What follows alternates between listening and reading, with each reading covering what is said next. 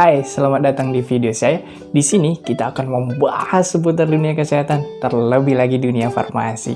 Kalau kita bicara masalah barang elektronik, tentunya pasti ada masa 2 tahun, 3 tahun, bahkan ada yang maksimal kadang hanya sampai 5 tahun saja. Tapi bagaimana dengan obat? Apakah ada masanya? Ya, topik yang kita akan bahas kali ini berkaitan dengan expired date atau yang sering kita kenal dengan kadaluarsa obat. Kita akan bahas lebih dalam lagi tentunya setelah video yang baper satu ini.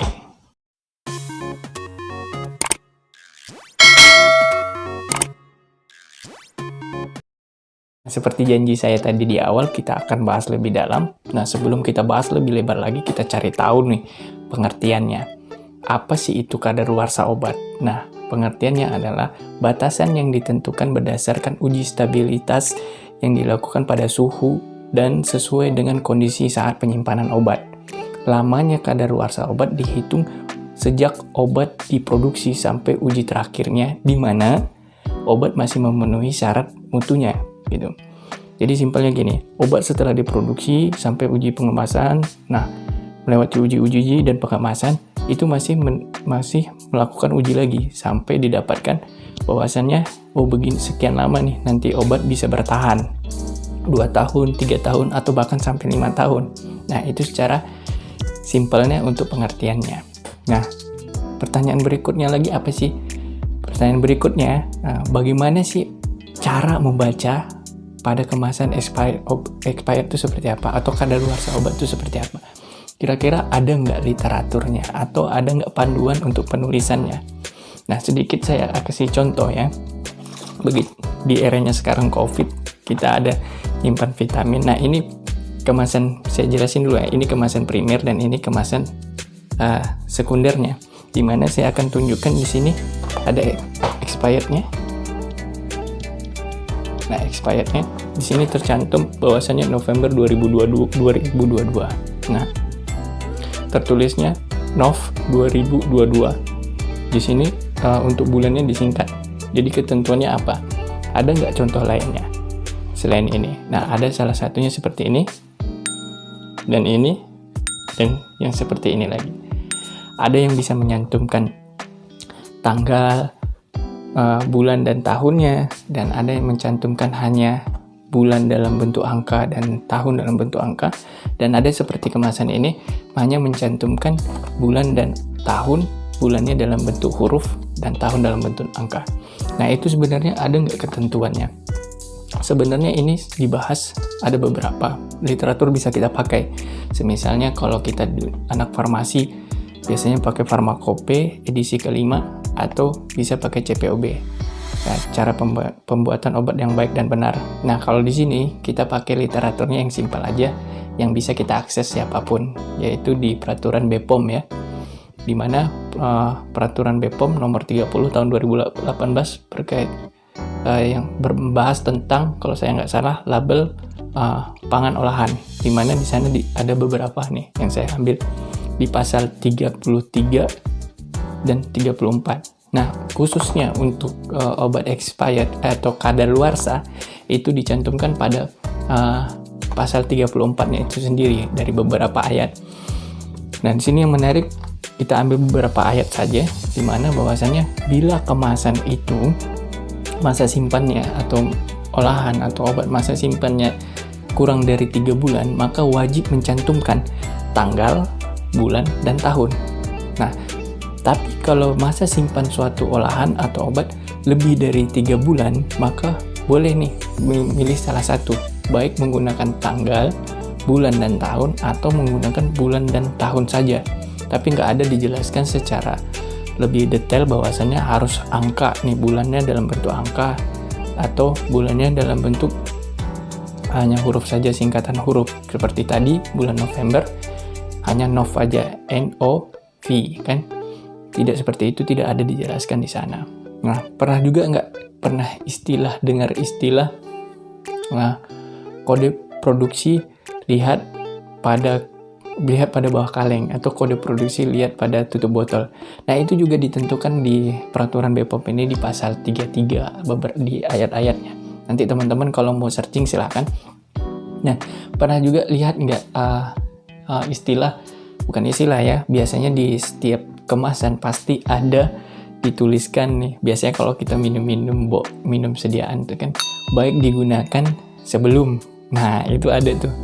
Nah, itu juga ditentukan di peraturan ini, di peraturan BPOM nomor 30 tahun 2018, itu juga ditentukan di pasal 34 ini. Nah, balik lagi ke tanggal-tanggal expire tadi gitu. Tentunya di sini kadang jarang kita temukan ada di kemasan itu tertulis kadaluarsa gitu. Tapi lebih sering di sini umumnya kebanyakan dituliskan itu dalam bentuk ED atau expired EXP gitu. Seperti contohnya ini ya. Nah, ini. Kelihatan nggak? Nah, habis nomor bed, expired. Nah, yang menjadi pertanyaannya di sini tadi, kan ada ED sama, bener nggak? Nggak kelihatan ya? Atau gimana? Nah, di sini tulisnya nomor bed, ED gitu kan. Nah, yang persis saya jelaskan tadi, biasanya lebih umum dijelaskan atau ditulis di kemasan itu ED atau expired. Nah, itu sama aja sih sebenarnya. Nah, itu peraturannya tadi berkaitan dengan cara penulisannya. Kalau dia lebih dari 3 bulan, maka boleh menuliskan bulan dan tahunnya saja.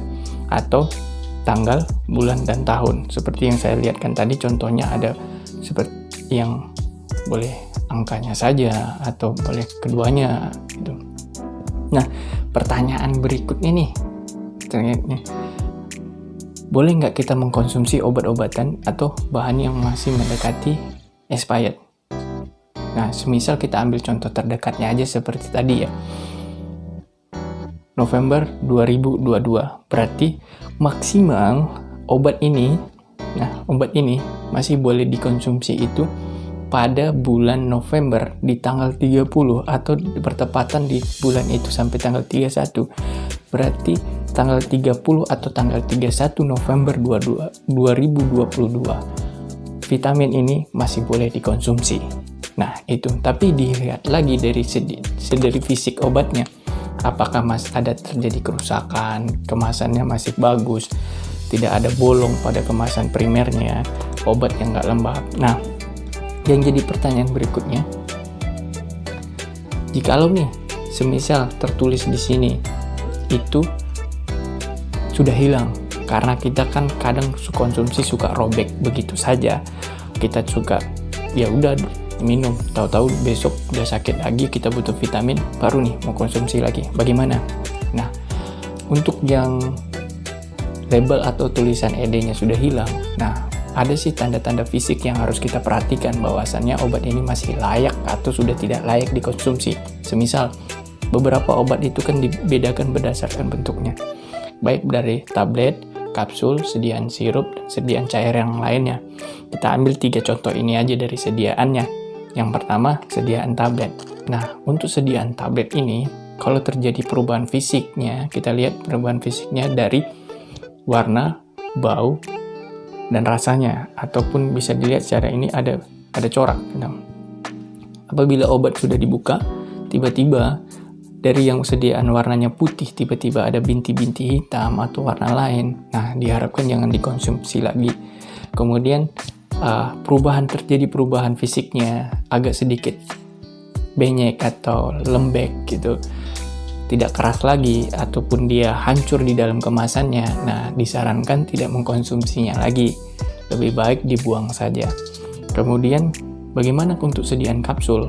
Kapsul hampir sama saja seperti sediaan tablet padat lainnya, cuman membedakan ini kapsul kadang dia terbuka, cangkangnya terpisah antara cangkang yang utuh, yang atas dan bawah itu sudah terbuka, atau cangkangnya itu lembek, tidak keras lagi, atau bisa jadi nanti isi dalam cangkangnya keluar, cangkangnya otomatis pecah, masih keadaan kondisi tertutup, atau dia sangat ketika dibuka dari kemasan primernya itu sangat lengket. Nah, diharapkan itu sudah tidak dikonsumsi lagi. Dan bagaimana untuk sediaan sirup? Nah, untuk sediaan sirup ini beda-beda lagi, karena sirup yang kita ketahui untuk sekarang kan banyak nih variannya. Ada sirup kering yang dimana di dalamnya ada serbuk, harus kita tambahkan air. Nah, itu beda lagi. Nah, yang secara umum kalau sediaan cair sirup, nah itu biasanya terjadi kekentalan atau ada 2 fase nantinya. Kalau secara umum ya, bedakan dengan sediaan yang sirup kering tadi. Nah, apabila sediaan sirup ini nantinya ada terjadi 2 fase atau berubah dari yang cair menjadi yang kental, itu diharapkan tidak dikonsumsi lagi. Nah, apabila baunya sudah tidak seperti yang kita biasa minum, jangan diminum. Dan kemudian apabila sudah terjadi perubahan warna, itu pun diharapkan jangan diminum. Nah, jadi bahayanya gini, apabila sudah terminum nih karena kita buru-buru, nah diharapkan jangan terlalu panik. Pastikan tenangkan dulu diri kita, pastikan ini obat, dilihat baik-baik, ada terjadi perubahan warna atau dia rusak, menyebabkan dia rusak dan terjadi kekentalan atau segala macamnya. Nah, jangan panik dulu. Kalau dirasakan nanti ada efek yang timbul dari setelah mengkonsumsi obat-obatan yang expired atau rusak tadi, nah disarankan untuk mengunjungi klinik dan tempat atau kita menuju ke dokter untuk berkonsultasi lebih lanjutnya apabila seandainya nanti dari konsumsi obat-obatan expired itu menimbulkan efek yang tidak kita inginkan. Jadi ada tindakan medis selanjutnya. Itu harapannya. Jadi kalau selama ada juga terkadang saya udah minum tidak apa-apa kok. Saya pernah minum obat A tapi nggak ada efek apa-apa atau segala macam. Oke, nggak masalah. Tapi tetap kita waspadai bahwasannya obat ini sudah expired, jadi masanya seperti pengertiannya tadi bahwasannya obat yang disimpan sesuai kondisinya diuji, melewati uji, nah itu memenuhi persyaratan mutunya. Tapi kalau obat sudah melewati masa expirednya, berarti tidak memenuhi masa mutunya lagi, mutu obatnya, bahwasannya mungkin bisa jadi efektivitasnya, konsentrasinya itu sudah mulai berkurang. Seperti itu. Oke, sekian dulu pembahasan kita terkait dengan obat expired dan tanggal expired pemesanannya bagaimana. Nah, yang perlu kita bahas lagi untuk sekarang itu pastikan dulu obat yang kita terima itu benar dan jauh dari masa kadaluarsanya. Minimal di obat itu mencantumkan 3 nomor batch-nya, expired dates-nya, dan sekarang itu udah wajib kadang mencantumkan HET-nya, harga eceran tertingginya. Tapi yang perlu kita perhatikan di sini, ya, saat menerima obat itu tadi, dilihat kadaluarsanya sudah mendekati atau belum, dan dipastikan lagi obat ini dari kemasan primernya masih baik atau masih layak dikonsumsi atau tidak, atau ada kerusakan nggak di kemasan primernya. Oke, cukup sekian dulu video kita terkait dengan kadaluarsa atau expired date. Hal-hal yang mau ditanyakan kita akan bisa bahas lebih lanjut lagi di kolom komentar. Ingatlah, tanya obat, tanya apoteker. Sekian, bye.